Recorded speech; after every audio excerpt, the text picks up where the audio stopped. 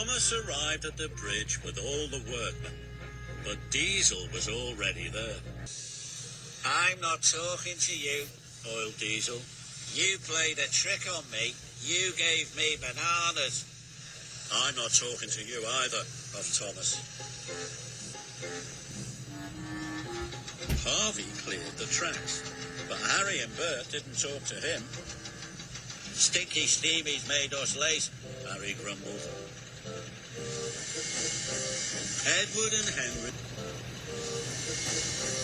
Edward and Henry brought bricks to the airport building site. And they didn't talk to Diesel either. The Diesels ruined our sheds, Edward pouted. The Diesels weren't talking to the steam engines. And the steam engines weren't. The Diesels weren't talking to the steam engines. And the steam engines weren't talking to the Diesels. They were all cross. Later, Thomas came across Diesel 10 again. Diesel 10 was helping to clear the blocked tracks. His giant claw lifted the heavy metal into the trucks. That claw must be very strong, Thomas chuffed nervously. Thomas puffed quickly away. He didn't want to be near Diesel 10 or his crushing, crunching claw. That night at Knapford Sheds, Thomas started talking again. He told Emily all about Diesel 10 and all about his day's work. Be quiet and go to sleep, wheezed Emily. She just wanted peace and quiet. But when Thomas fell asleep, he started to sleep whistle. It kept Emily awake. Emily really wished Thomas could go back to Tidmouth Sheds.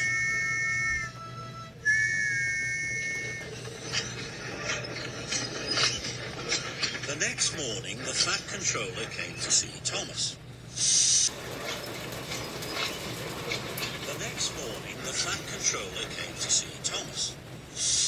Thomas, the new section for the suspension bridge has arrived, the Fat Controller said. You must take it from Brendam Docks to the bridge. Yes, sir, puffed Thomas. It is very heavy and you might need some help, the Fat Controller added. A diesel engine wouldn't need help, Oiled Diesel. Not like a steam engine. I'm a steam engine and I can do it by myself, Thomas huffed crossly. I'm a steam engine and I can do it by myself, Thomas huffed crossly. But when Thomas arrived at the docks, he was worried. The bridge section was very long. And it was very, very heavy. Thomas pushed and puffed and chuffed. At last, his heavy load started to move.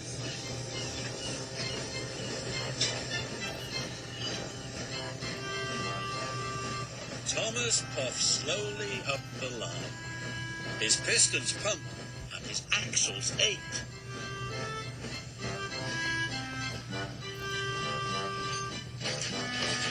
His load was very long and very heavy.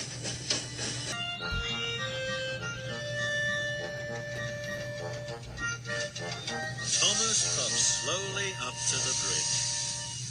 Well done, Thomas, the workman cried. Thomas was pleased to be there. He was looking forward to a rest. But there was another job to be done. The bridge section needed to be lowered into place. I'll do it, Diesel oiled. I'm the strongest, much stronger than this Steamy. No, let Thomas try, the foreman said. He's already proved how strong he is. Thomas was very proud. Diesel was cross. The workmen attached lots of cables to Thomas. Thomas slowly took up the strain, but the section was heavy. His wheels slipped. The workmen were worried. Thomas puffed harder and harder and held the beam steady. He edged forwards, slowly lowering the section. It got heavier and heavier. Thomas had to work very hard to hold the section steady until finally it was lowered into place.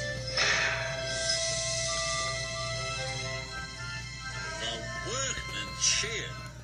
"You are a very strong engine," called one of the workmen. "And very useful indeed," called another. Thomas was as tired as he had ever been, but he was so proud he felt like his boiler would burst. "Steamies are better than diesels," boasted Thomas. This made Diesel crosser than ever.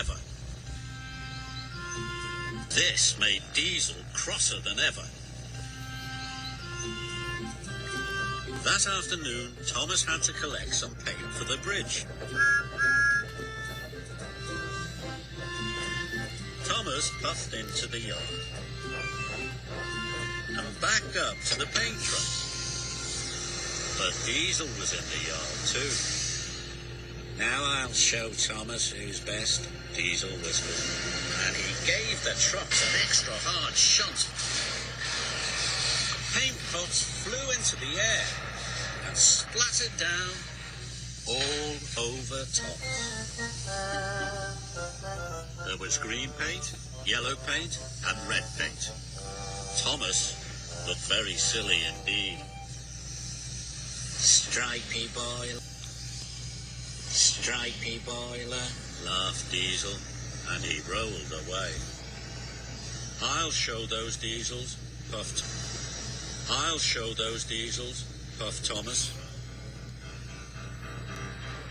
So the next time Thomas saw Harry, he gave him a biff.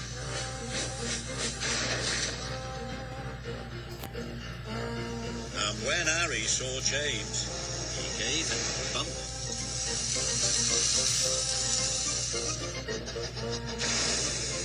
Soon the diesels and the steamies were biffing and banging and being bumped all over the island.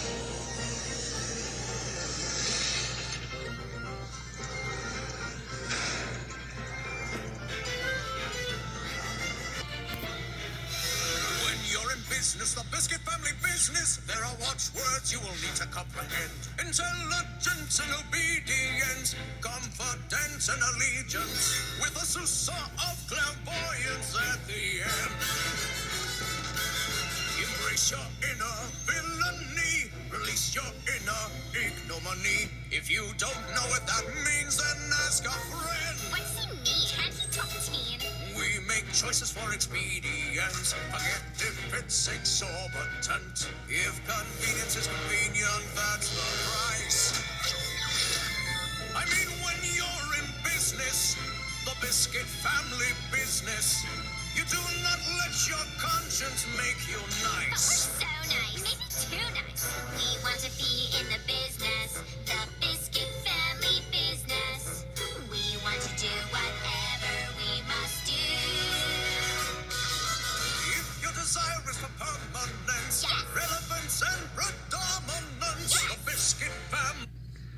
If your desire is for permanence, Yes. relevance and predominance, Yes. the Biscuit family business is for you. A biscuit gets what a biscuit wants. A biscuit takes and a biscuit flaunts. We brag, we deal. It's how we keep it real. We keep it real. By Jove, I think they've got it. When you're in business, the Biscuit family business, there are some words that you need to comprehend. Intelligence and obedience, confidence and allegiance, with a sousah of clairvoyance now and then. We won't be slowed by the consequence, or be swayed by the eloquence of the enemy of our enemy. That's our friend. That's the end. By the eloquence of the enemy of our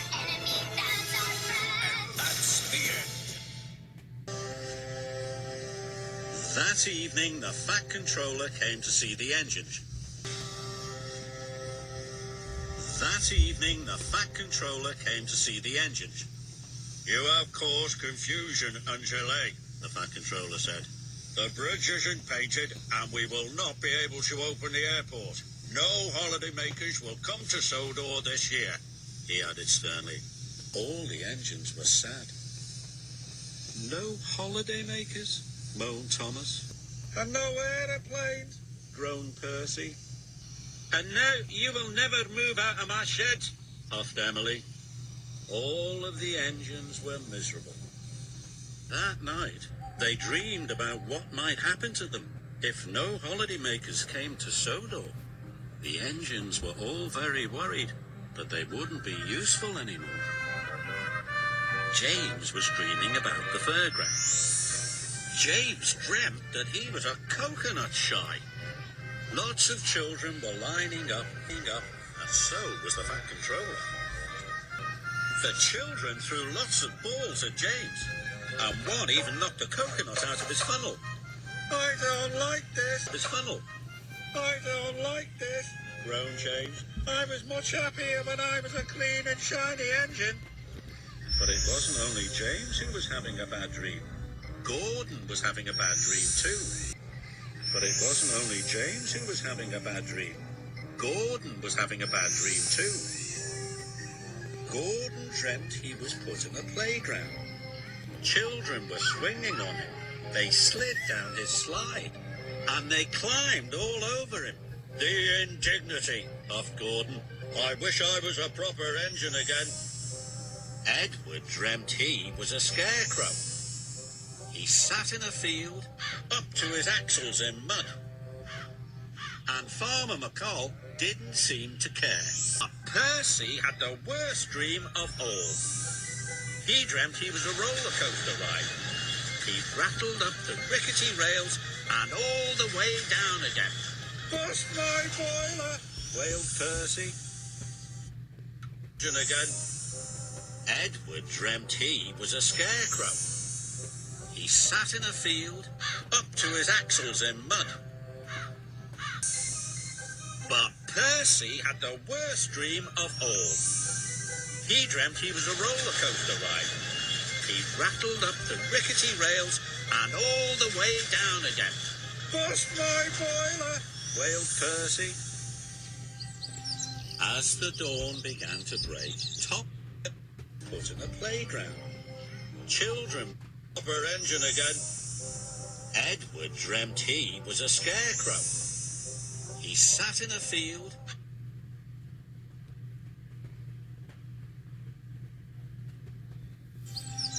As the dawn, he dreamt he was a roller coaster ride. He rattled up the rickety rails and all the way down again. Bust my boiler, wailed Percy. He was wondering how he could make things better. As he wondered, Thomas puffed along a misty mountain track.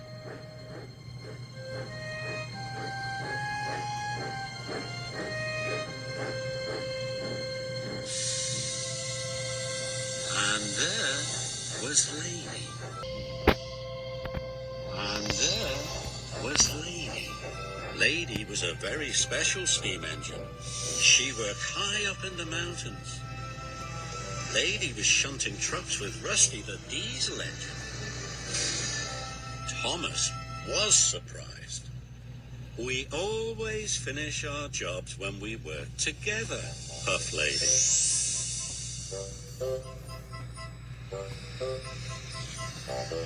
The next morning, when Thomas woke up, he knew exactly what to do. Thomas puffed across the island.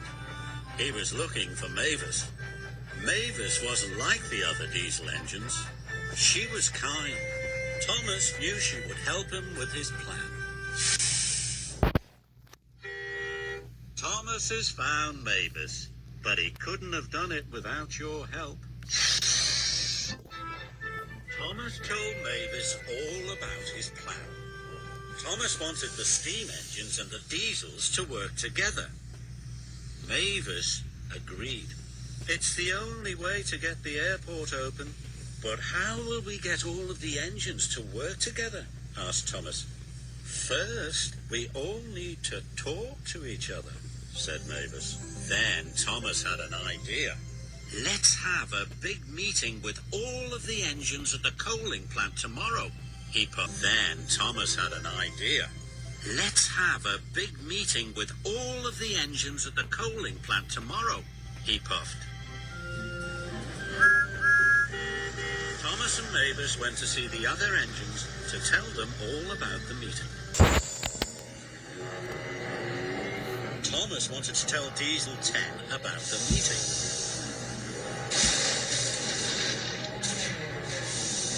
But as he got closer and closer, Thomas got frightened and he puffed quickly away. He was sure Diesel 10 would never work with the steamies anyway. Thomas had told the engines about the meeting, but it had taken a very long time. Thomas was too tired to go back to Emily's sheds. So that night, Thomas slept outside. He pulled slowly into a siding. The forest was dark, but Thomas's lantern shone brightly. Thomas wanted to tell someone about his adventures that day, but he only had an owl for company. Where Thomas was, he must... 1, 2, 3, 4, go. Bounty that night, they dreamed about what might... Then Thomas had enough. All 4 rolls in 1.